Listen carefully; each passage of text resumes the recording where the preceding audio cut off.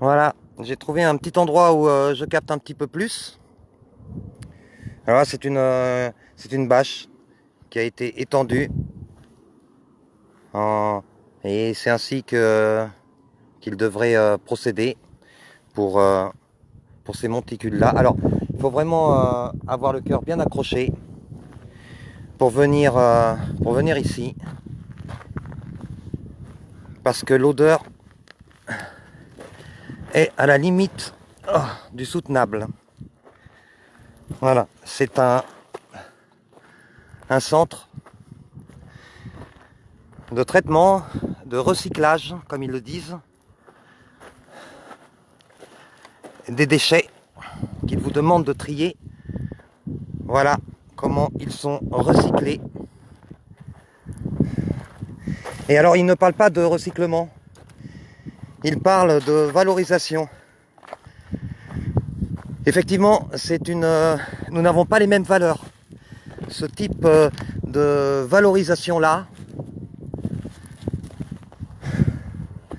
ce n'est pas exactement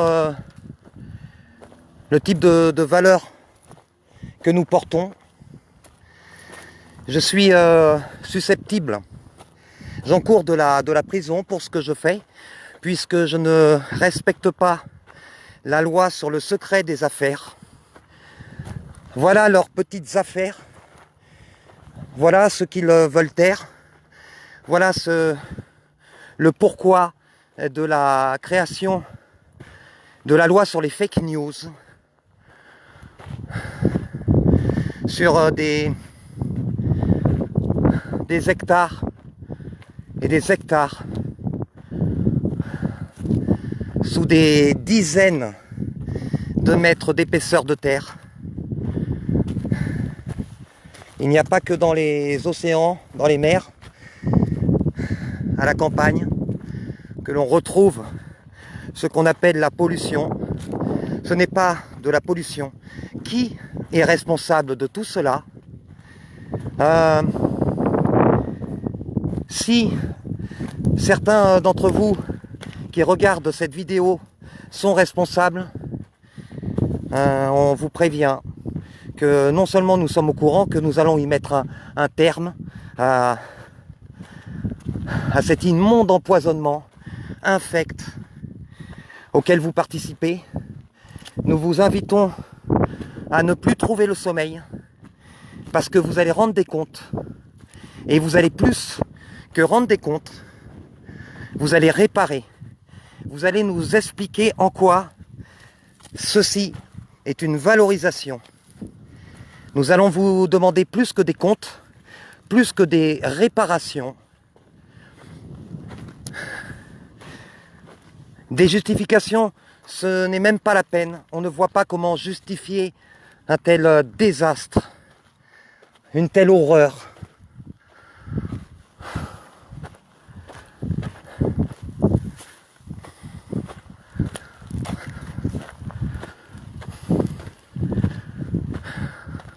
Le groupe Suez, infâme groupe d'empoisonneurs mafieux, d'empoisonneurs corrompus.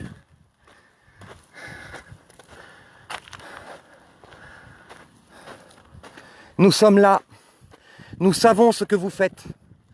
Alors, n'hésitez pas à partager ce petit direct avec vos amis ou dans des groupes, parce que ce n'est qu'une partie des actions que nous allons mener très prochainement. Voilà, ils vont faire repousser par-dessus en arrosant.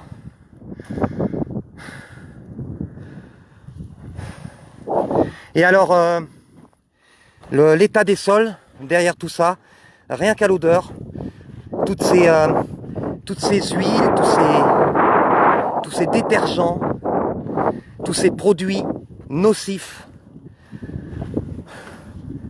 qui parcourent la terre jusqu'à gagner la nappe phréatique. Tous les habitants du coin, faites très très attention en buvant l'eau du robinet. Déjà, elle n'est pas saine dans la plupart des régions en France. Ici, c'est encore pire. Voilà. Alors le petit Jupiter nous a dit qu'il vienne me chercher. Il n'y a pas que lui que nous allons aller chercher. Nous allons aller chercher les responsables de Suez, les responsables de Veolia, les responsables d'Areva, les responsables de la BNP Paribas, ainsi que bon nombre de responsables durant les quelques dizaines d'années qu'on vient de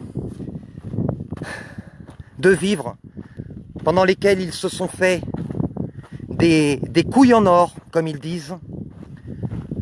Effectivement, ça ne coûte pas un pognon dingue de revaloriser les déchets.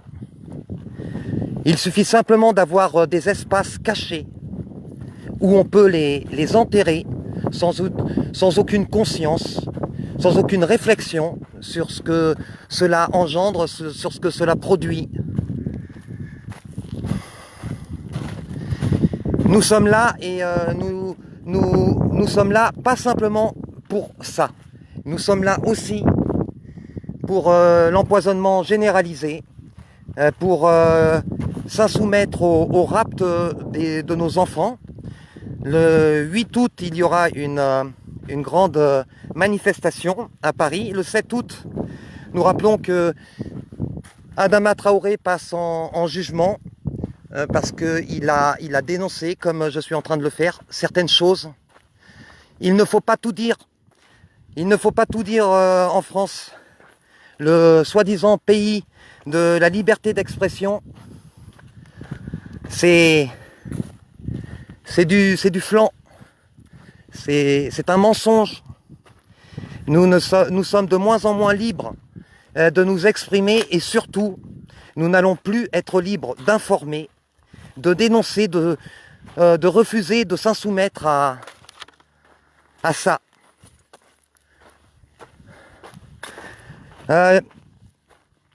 La première sentence que je prendrai vis-à-vis d'un des responsables de Suez, c'est de tenir sans masque, comme je le fais, un quart d'heure ici.